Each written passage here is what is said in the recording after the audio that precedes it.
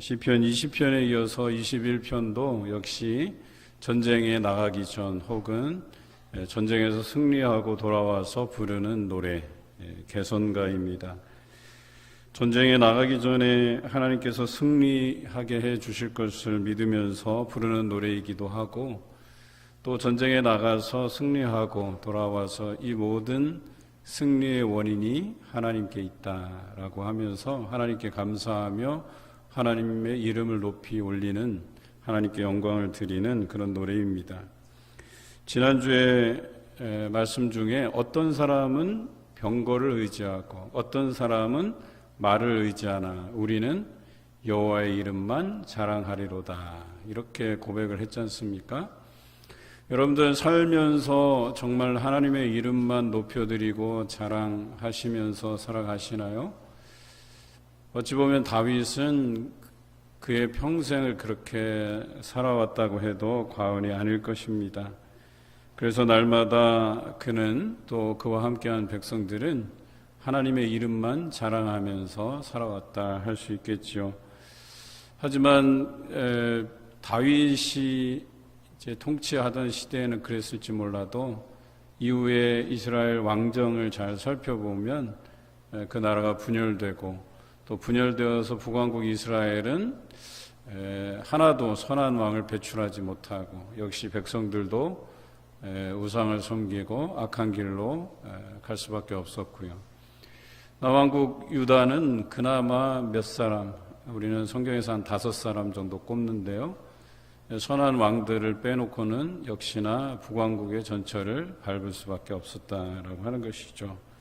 그런 면에서 보면 다윗은 이스라엘이 모델로 꼽을 만한 그들의 신앙의 선배로 모시고 또 그를 닮으려고 하는 것이 결코 과장된 것은 아니다라고 하는 것이죠. 우리는 시편을 묵상해 가면서 우리는 다윗처럼 살 수 있을까, 이런 고민이 들게 돼요. 신앙인이라는 게 이렇게 바늘로 찔러도 피 한 방울 안 나오면 너무 좀 인간적이지 않지 않냐. 사람이 좀 인간적이고 뭔가 좀 실수도 있고 이래야 인간미가 있지 않냐. 그런데요, 신앙에서는 타협이 없어요. 어찌 보면 그 타협을 하는 순간, 우리의 빈틈을 내어주는 순간 그 자리를 마귀가, 사탄이 차지하게 되기 때문에 그렇습니다. 그래서 우리는 한시도 늦추지 않고 우리는 하나님을 향한 그 열정, 그 믿음, 그 사랑을 표현해내면서 살아가야 될 것이다 라고 하는 것이죠. 오늘 그들이 이 전투에서 백전백승할 수 있었던 것은 오직 하나님만 의지했기 때문에 그렇습니다. 물론 하나님을 의지한다고 해서 백전백승하는 것은 아닐 거예요. 우리 삶에서 마땅히 우리가 기대했던 대로 그 삶의 결과물이 나오는 것은 아닐 거예요. 왜냐하면 이 전투에서 그들이 승리하게 되면 기고만장해지고 교만해지고 오히려 더 하나님을 의존하지 않고 또 다른 것들에 의존해서 살아갈 것이다 라고 예상되면 분명히 하나님께서는 어떻게 하시겠어요? 그 전투에서 패배하게 만드실 수도 있다라고 하는 거예요. 그들이 교만하지 않게 더 하나님을 의지할 수 있게 하기 위해서 그 전투를 패배로 몰고 가실 수도 있다라고 하는 거예요. 그러니까 우리 인간적인 생각으로 모든 것이 좋은 결과만을 가지고 있어야만 하나님의 섭리가 이렇게 발동되는 것으로 생각하기 쉬운데 그렇지 않다는 거예요. 오늘 시편 안에서 우리가 발견하지 못하는 부분이 있는데, 바로 하나님께서 마귀의 그 계략을 파하시는 그것이 궁극적으로는 승리라고 이야기하는 것이지, 전투의 향배, 승리하냐 패배하느냐 이 문제를 가지고 하나님이 계시냐 안 계시냐를 논할 수 없다는 거예요. 때로는 마귀의 그 계략을 무너뜨리기 위해서 우리에게 패배를 허락하실 수도 있다라고 하는 이 전제가 포함되어 있는 거예요. 그러니까 하나님의 이름만 의지하면 우리 왕이 전투에 나갈 때 왕을 살아남게 하실 뿐만 아니라 그 대적들을 이 왕이 소멸시킬 것이다 라고 하는 이 노래 안에는 뭐가 포함되어 있냐면 혹이라도 이 전투에 패배하더라도 그것이 하나님의 뜻이라면 본인들이 수용하겠다는 그런 전제가 여기 담겨져 있는 거예요. 우리 인생도 마찬가지예요. 나의 생각대로 되지 않는다 해서 또 나의 생각대로 된다고 해서 하나님 계시고 안 계시고 이것을 논하는 것이 아니다라고 하는 거예요. 언제나 하나님께서는 살아 역사하시고 하지만 우리 인생의 결과물에 대해서는 전적으로 하나님이 계획하시고 인도해 주신다라고 하는 것이죠. 오늘 말씀을 통해서 정말 전쟁에서 승리하는 것만이 하나님의 뜻이냐 아니면 그 안에 또 다른 어떤 의도들이 담겨져 있느냐를 한번 묵상해 보고자 합니다. 그런데 이 말씀은 전쟁에서만 적용되는 그런 말씀은 아니에요. 우리 삶에서도 적용할 만한 그런 시편이다라고 하는 것이죠. 왜냐하면 우리 삶은 영적 전투라고 표현할 수 있기 때문에 그렇습니다. 여러분, 하나님 한 분만으로도 근심 걱정이 없으십니까? 여러분, 하나님 한 분만으로도 만족하십니까? 우리는 그러해야 된다라고 하는 것이죠. 다윗은 전쟁에 나갈 때마다 백성들에게 승리를 주실 그 하나님을 노래하게 했다라고 하는 것이죠. 거기에 하나님의 힘이 작동하고 또 하나님의 구원 계획이 실행되기를 원하는 마음으로 그렇게 해달라고 노래하고 있습니다. 오늘 이 전투에서 승리할 수 있다는 그 믿음의 고백들을 드리고 있는데요. 오늘 시편의 부제가 이렇습니다. 다윗의 시, 그런데 인도자를 따라 부르는 노래. 그러니까 다윗이 이 전쟁에서 승리를 가져오게 하실 그 하나님을 부르짖고 있으면서 이 노래를 백성들이 따라 부르게 한다라고 하는 거예요. 그러니까 백성들의 입장에서는 어때요? 왕이라는 표현이 다윗이 되겠고, 그런데 다윗이 이 노래를 부를 때는 제가 전투에 나갈 때 하나님께서 제게 힘을 주시고 하나님의 힘을 보여주시고 제게 하나님의 구원을 보여달라고 기도하는 것이 되겠죠. 왕이 이 전투에서 승리하게 해달라는 것인데 거기에 하나님의 힘, 하나님의 구원으로 말미암아 이 전투에서 승리하게 해달라고 오늘 노래하고 있어요. 그런데 아까도 말씀드렸듯이 승리라고 하는 것은 전투에서 이긴다의 의미만 가지는 것이 아니에요. 하나님의 그 예비하신 뜻이 전적으로 실행되고 이루어진다라는 그 전제에서 노래를 하고 있다는 것이죠. 본문 1절을 우리 함께 화면을 보고 읽겠습니다. 여호와여, 왕이 주의 힘으로 말미암아 기뻐하며 주의 구원으로 말미암아 크게 즐거워하리이다. 이것이 21편의 핵심적인 구절이에요. 이 한 구절로 이미 전쟁의 승패는 결정된 것입니다.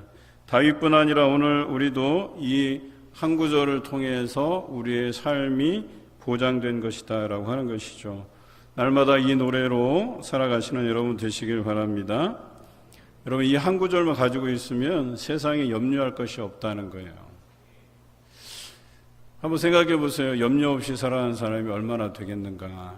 성경에서는 염려에 대해서 51번 언급되어 있어요. 물론 긍정적인 측면에서의 염려도 있어요. 예를 들어서 마귀의 올무에 빠질까 염려하라, 여호와를 잊어버릴까 염려하라, 이런 의미에서 쓸 때는 긍정적인 의미이지만 대부분은 부정적인 의미로 쓰여 있어요.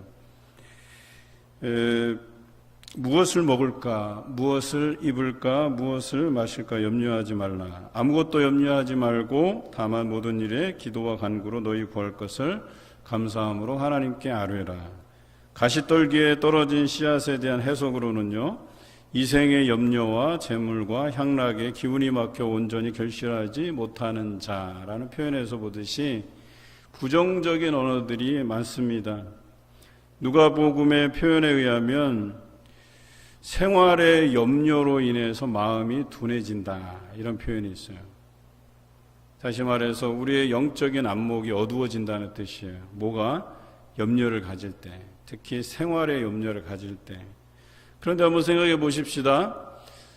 생활의 염려를 가지고 살아가지 않는 사람이 어디 있겠어요? 다 걱정하죠. 노후 걱정하죠. 건강 걱정하죠.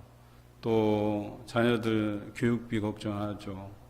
또 심지어는 그런 거는 부가적인 거니까 당장 먹고 살 길이 막막한 사람들은 걱정하지 않을 수가 없다라고 하는 거예요. 그런데 재미난 것은 성경에서 어떻게 표현하냐면 염려가 그 키를 한 자라도 더할 수 없다. 이렇게 예수님께서 말씀하시거든요. 염려해봐야 소용없다는 거예요. 예수님께서 이렇게 말씀하신 거예요. 염려하지 말고 모든 것을 감사함으로 하나님께 아뢰라고 말하는 거예요.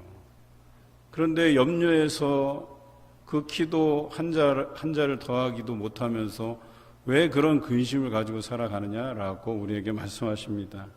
여러분, 그런 말이 있죠. 100년도 채 살지 못하는 인생이 몇 년의 근심을 가지고 살아간다? 1000년의 근심을 가지고 살아간다. 이게 태평어람에 나오는 고시인데요. 인생 불만백 상회 천재우라는 단어죠. 100년도 채우지 못하면서 살아가는 삶이 어떻게 1000년의 근심을 가지고 살아가는가라고 하는 거예요. 누가복음 21장 34절에는 이 생활의 염려를 다른 것들과 함께 나열하고 있거든요. 그런데 이 생활의 염려와 함께 나열된 두 가지가 뭐냐면 방탕함, 술 취함. 이 세 가지가 뭐예요? 우리의 영적인 안목을 어둡게 한다. 우리의 마음을 둔하게 한다. 생활의 염려가 그렇다는 건 인정하는데 왜 하필이면 방탕함과 술 취함까지 거기다 넣어서 함께 언급됐냐라고 하는 거예요. 많은 신학자들이 이렇게 생활의 염려를 가진 자가 술 취한 자와 방탕한 자와 다르지 않다라고 이것을 해석하고 있어요. 저도 그렇게 생각해요.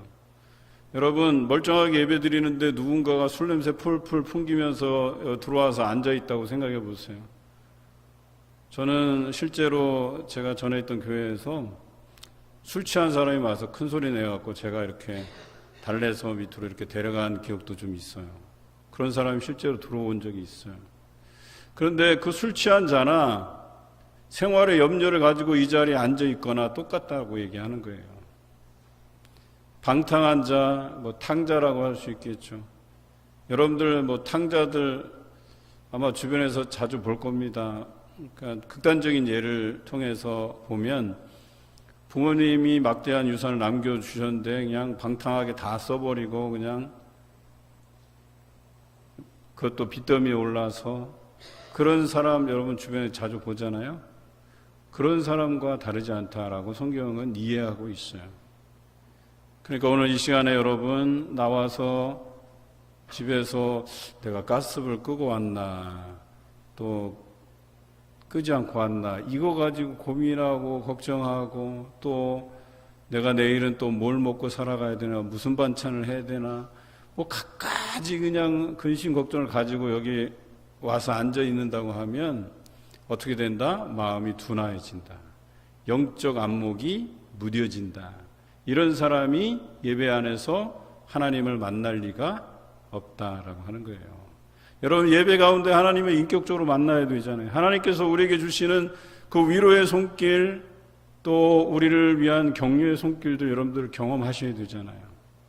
그런데 여전히 우리는 세상의 모든 근심을 다 가지고 여기에 들어와 앉아 있는다 한다면 그 사람이 영적으로 무뎌지고 마음이 무뎌지고 술 취한 사람과 다름이 없고 방탕한 사람과 다름이 없다는 거예요. 오늘 여러분 안에서 이런 여러 가지 근심들 다 내려놓으시기를 바랍니다.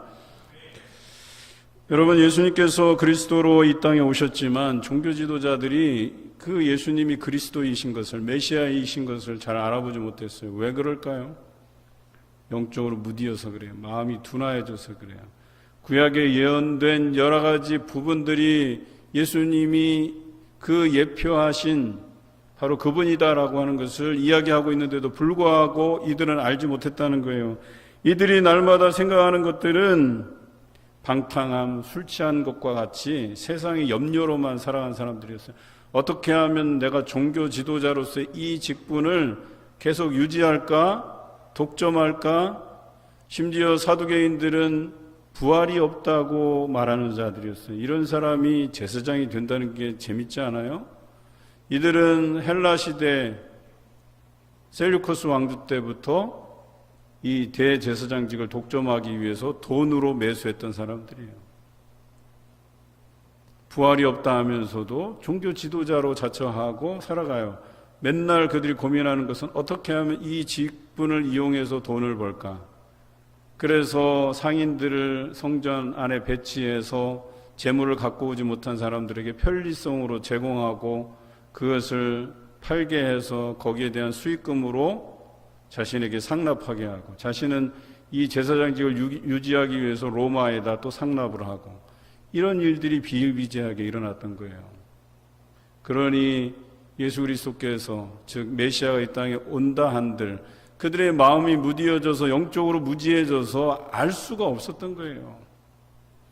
그런데 날마다 하나님을 의지하고 하나님의 그 뜻대로 살아가는 사람들, 시므온이나 안나 같은 사람들 어때요? 날마다 그 주의 구원을 보기 위해서 예수님을 늙은 나이가 들 때까지 기다렸다가 어때요? 예수 그리스도를 결국에는 만나게 되고 보게 되잖아요. 그리고 그가 메시아인 것을 한눈에 알아보잖아요. 주의 구원을 보았사오니 이제 주의 종을 평안히 놓아주시는도다. 이런 고백을 할 수 있었던 것 아니겠어요? 여러분, 이것이 우리의 고백이 되어야 돼요. 우리는 영적으로 민감해야 돼요. 우리는 염려로 인해서 방탕함과 술 취함과 같이 무디어져서는 안 된다라고 하는 것입니다. 예배는 믿음이 표현되는 자리죠. 생활에 대한 염려가 사라지는 자리입니다. 영적으로 민감해질 수 있는 자리이고, 그런 사람만이 하나님을 인격적으로 만날 수 있는 것입니다. 또한 기쁨과 감사가 넘치는 그런 자리가 될 수 있습니다. 여러분, 하나님을 인격적으로 만나지 않는 사람이 어찌 감사할 수 있겠어요? 어찌 기쁨과 즐거움으로 행할 수 있겠어요? 그것은 거짓말이죠. 하나님을 인격적으로 만나지 못했는데 내가 어찌 기쁘고 즐거울 수 있겠어요? 날마다 염려로, 근심과 걱정으로 살아갈 수밖에 없는 거죠. 여러분 모두가 하나님의 힘과 구원을 통해서 염려가 사라지고 기쁨과 즐거움이 가득 넘치시기를 주님의 이름으로 기원드립니다. 본문 2절과 3절 우리 함께 읽겠습니다. 그의 마음의 소원을 들어주셨으며 그의 입술의 요구를 거절하지 아니하셨나이다. 주의 아름다운 복으로 그를 영접하시고 순금관을 그 머리에 씌우셨나이다. 그 마음의 소원과 입술의 요구는 전쟁에 대한 어떤 승리를 갈망하고 있는 것이고요. 또 순금관이라고 하는 것은 승리를 상징해요.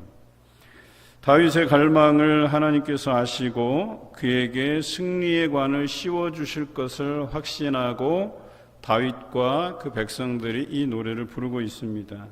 그런데 자칫 이 말씀을 묵상함에 오해가 있을 수 있습니다. 내가 믿음으로 나아가면 무조건 바람대로 이루어질 것이다 라고 하는 그런 오해가 있을 수 있습니다.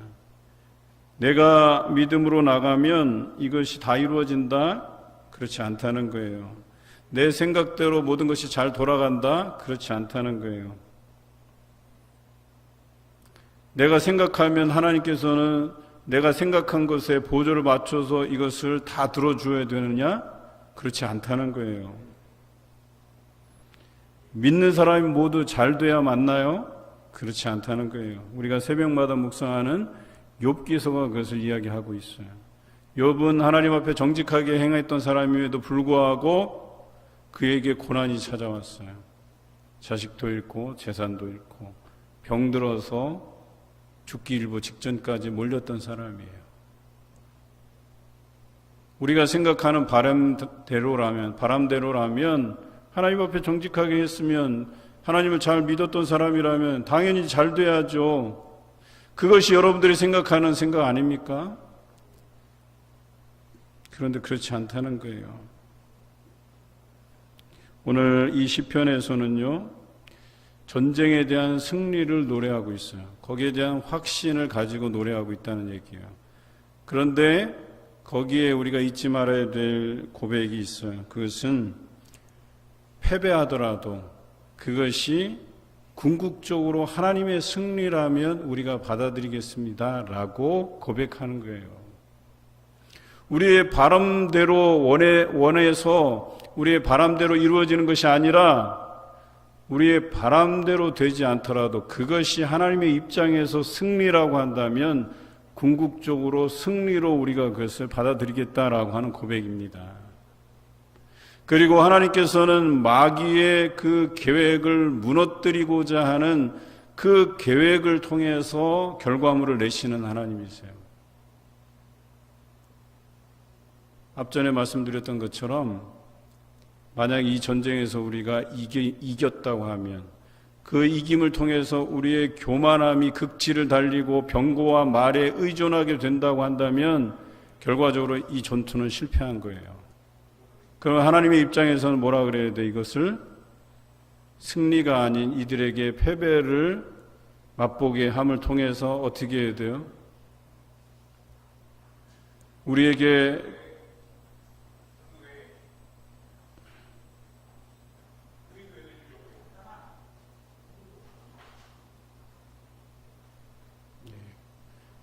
이 패배를 통해서 궁극적으로 우리가 느끼게 하는 것이 뭐겠어요?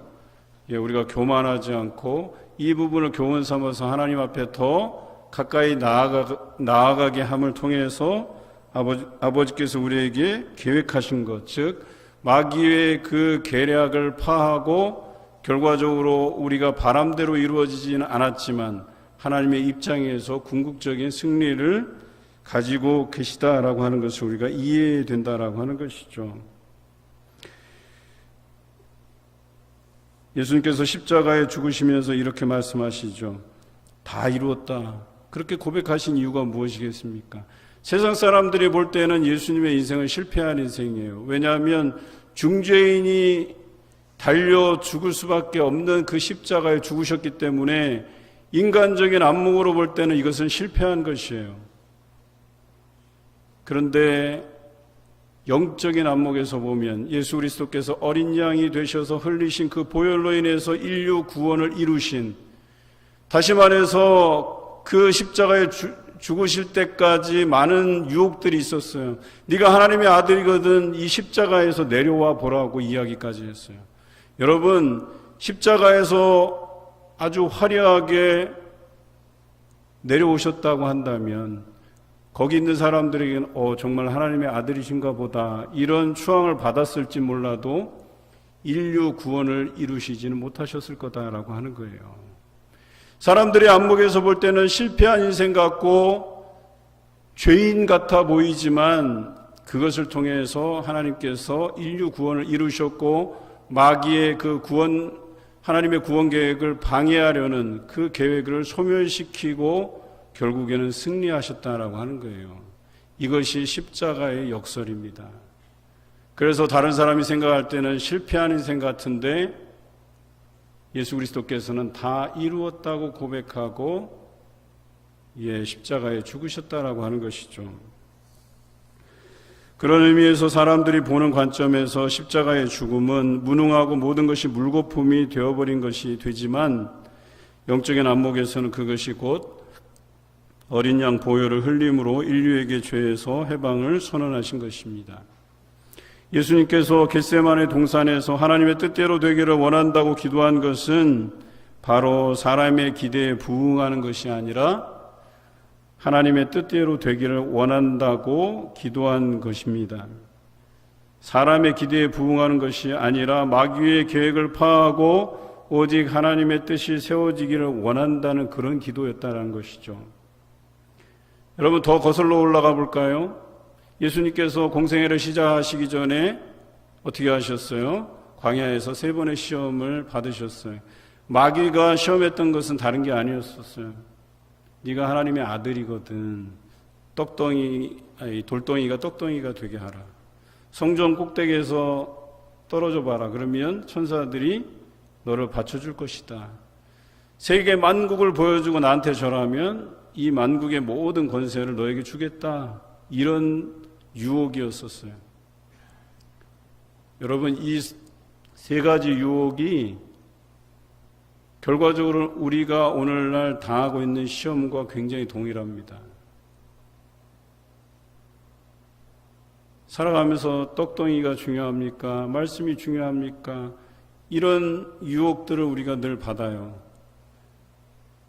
예수님께서는 40일을 금식하신 후에 그 돌을 떡이 되게 하면 일석이조 아니에요?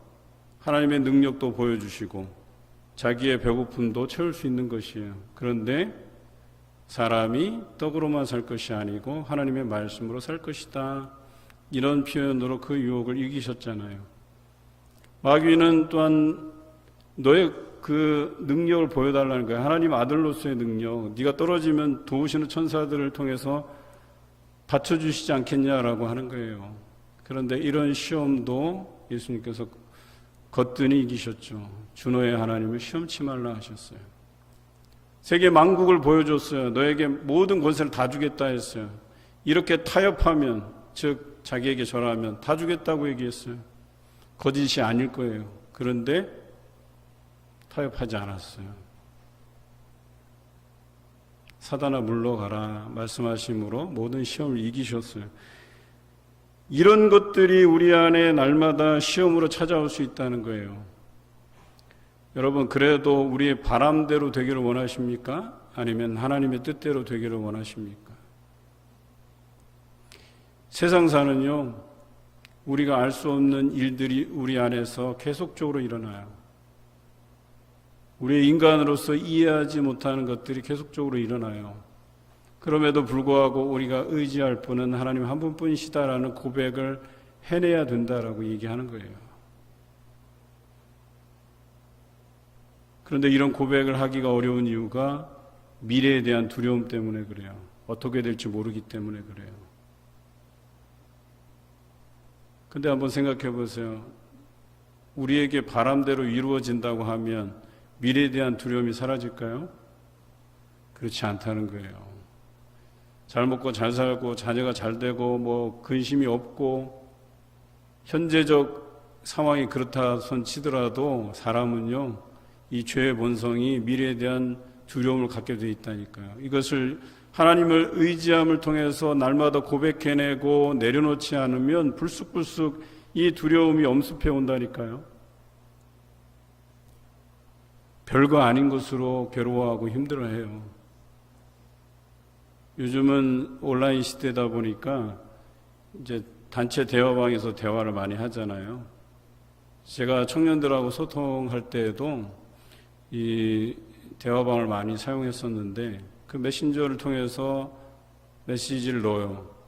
그런데 해석하는 입장에서는 뒤에 이 웃음 표시 있잖아요. 꼬리표 2개. 이 웃음 표시가 붙냐 안 붙냐를 가지고 우리 목사님이 나한테 화났나? 나한테 웃음으로 답변하셨네? 여기에 대해서 희비가 엇갈리는 사람들이 있었다니까요, 실제로. 저의 마음은 전혀 그게 아닌데, 이 사람은 그거 가지고 이렇게도 해석하고 저렇게도 해석하고, 심지어는 아주 무미건조하게 그 청년 임원이 저에게 어떤 것을 보고했을 때 제가, 네, 그래요. 이랬더니, 자기는 정성 들여서 보고했는데 목사님의 반응이 무미건조하네? 저는 그냥 아우 수고했네 이런 의미에서 그냥 그렇게 보낸 건데 그걸 가지고 일주일간을 고민을 한 거예요. 그리고 임원들이 모일 때 그제서야 그게 오해가 풀렸어요. 그럴 정도로 우리는 그 사소한 말 한마디로 상처 입고 오해하고 그것이 가져다주는 그 파장들이 제가 말씀드린 것보다 더 큰 파장을 일으킬 수도 있다라고 하는 것이 우리 인간들이에요. 미래에 대한 두려움, 문자적인 해석에 대한 여러 가지 걱정, 오해, 이것으로 우리가 살아가는 사람들이다라고 하는 것이죠. 다윗이 하나님을 신뢰한다고 해서 매번 승승장구했던 것은 아니에요. 그 다윗의 인생에도 보면 그의 아들 압살롬이 반역을 일으켜서 어떻게 해요? 그가 도망자 신사가 되잖아요. 다윗이. 또 여러 가지 어려움 속에서 아기스 왕 앞에서는 미친 척도 해보고 침 흘리면서 미친 척도 해보고 그 별짓 다 해본 다윗이에요. 그도 굴곡진 역사를 경험했다라고 하는 거예요. 아주 퍼펙트하게 살아간 사람이 아니에요. 세상에서 잘 되는 것만이 하나님께서 우리와 동행하고 계시다는 증거가 될 수 없다는 것입니다. 여전히 그는 하나님을 그럼에도 불구하고 신뢰하고 있어요. 마찬가지로 우리도 그런 굴곡진 역사 안에서 하나님에 대한 그 신뢰를 고백해낼 수 있어야 된다라고 하는 것이죠. 그러나 이런 일들로 다윗은 이런 굴곡진 역사들로 인해서 하나님을 더욱 굳건히 붙잡을 수 있었던 것은 사실이에요. 그리고 그것이 궁극적으로 하나님의 승리라고 표현한 거예요. 이해하십니까? 그가 압살롬에게 압살롬을 피해서 도망자 신세가 됐었더라도 그것이 그를 더 겸손하게 붙들고 하나님을 의지할 수 있게 만들었기 때문에 자기가 원했던 결과는 아님에도 불구하고 그것이 궁극적으로 하나님의 승리였다고 고백해낼 수 있었다는 거예요. 그래서 오늘 다윗의 고백은요, 그것을 다 포함한 고백이라는 거예요. 꼭 성공한 인생뿐만이 아니라 전쟁에서 승리한 것뿐만 아니라 이 전쟁에서 패배하더라도 하나님께서 목적하신 것이 있기 때문에 그것을 승리로 받아들일 준비가 되어 있다라고 하는 것이죠. 오늘 시편의 고백은 이러한 모든 결과까지를 포함해서 하나님께서 결국에는 승리하실 것이란 고백을 담고 있습니다. 오늘 여러분의 고백도 고난을 비롯한 모든 결과물에 대해서 하나님의 섭리를 믿고 궁극적인 구원을 기대하며 기도하시는 여러분 되시기를 주님의 이름으로 기원합니다. 본문 8절과 9절입니다. 우리 같이 읽겠습니다. 왕의 손이 왕의 모든 원수들을 찾아내며 왕의 오른손이 왕을 미워하는 자들을 찾아내리로다. 왕이 노하실 때에 그들을 풀무불 같게 할 것이라. 여호와께서 진노하사 그들을 삼키시리니 불이 그들을 소멸하리로다. 오늘 8절 이하의 이 본문은요, 이 전쟁에서 왕 다윗이 모든 원수를 찾아내고 소멸하게 하실 것이란 그런 기대를 담고 있어요. 그러니까 이 전투는 하나님의 선하심과 마귀의 그 계략으로 인한, 즉 다른 적국들을 이렇게 들추겨서 이스라엘을 침공해서 그 하나님의 그 구원 계획을 무색하게 만들려고 하는 의도가 담겨져 있었다는 거예요. 그런데 이런 경우에는 어때요? 당연히 우리의 그 바람이 섞여 있듯이 이 전쟁에서 승리하기를 바라는 그런 마음, 그리고 그것이 하나님의 계획과 부합되는 경우다라고 얘기하는 거예요. 이 전쟁에서 날마다 하나님 앞에 신실한 다윗 왕을 헤아려 한다면 그것이 곧 마귀의 계획일 것임을 확신하며 결과적으로 마귀가 그것을 이루지 못할 것이라고 하는 확신에서 부른 노래다라고 하는 것이에요. 결과적으로 이 전투는 원수 마귀를 상대하며 노래하는 것입니다. 단순히 적군에 대한 노래가 아닙니다. 모든 마귀의 진을 파하려는 깊숙한 내면에서 올라오는 노래다라고 하는 것입니다. 마귀는 적들을 이용해서 하나님의 구원 계획을 무산시키려 하지만 하나님께서 마귀의 계획을 아는 이상 이 전투는 이미 결과가 정해진 것입니다. 하나님께서 세우신 왕이 승리한다는 것입니다. 하나님의 백성이 승리한다는 것이에요. 우리 본문 13절을 함께 읽습니다. 여호와여 주의 능력으로 높임을 받으소서. 우리가 주의 권능을 노래하고 찬송하게 하소서. 아멘. 그래도 다행스럽게도 이 시편의 후반절을 보면 이것이 이 전쟁의 승리가 하나님께서 원하시는 결과물인 것을 우리가 알게 돼요. 왜냐하면 이 하나님의 구원 계획을 방해하려는 마귀의 계획이 이 적군들을 움직였기 때문에 그렇습니다. 이것을 안 이상 또 이스라엘 백성들도 우리가 잘못한 것이 없는데 우리가 하나님 앞에 하나님을 신실하게 의지하고 하나님을 믿었는데 이런 전투가 벌어진 상황을 보면 이 사람들의 판단이 가능하지 않겠어요? 이것은 마귀의 계략이고 하나님의 구원 계획을 방해하려는, 그래서 이 전투는 하나님께 달려있을 뿐만 아니라 하나님을 의지하면 하나님께서 이 전투를 승리하게 하실 것이다 라고 하는 그 믿음 안에서 불러진 노래다라고 하는 것이죠. 우리가 살아가면서 하나님 앞에 신실하다고 했을 때에 욥의 경우처럼 나에게 고난이 찾아와요. 뜻하지 않는 그런 일들이 벌어져요. 그런데 여기에 속아나고 가면 안 된다는 거예요. 우리의 바람대로 되지 않는다 하여서 이것이 하나님의 구원 계획이 아닌가, 나와 함께 하시지 않는가, 이것을 의심하지 않아야 된다라고 하는 거예요. 결론적으로 하나님께서는 승리하시는 분이세요. 그리고 그 힘과 구원의 계획을 우리에게 알려주시고자 하시는 분이세요. 우리가 인내하면, 하나님에 대한 그 믿음을 저버리지 않으면 우리는 결과적으로 승리할 수 있게 된다라고 하는 것이에요. 단순한 인간적 기대에 부응하시는 결과로서가 아니라 모든 과정에서 마귀의 계획을 멸하시고 승리하심을 우리는 노래해야 된다라고 하는 거예요. 이것이 궁극적인 승리예요. 여러분 모두가 이런 인간적인 바람을 뒤로하고 하나님의 계획을 앞세울 때 마귀의 계획을 소멸시키고 우리에게 주실 기쁨과 즐거움이 인간적 바람보다 더 소중한 경험이 되게 하실 줄로 믿습니다.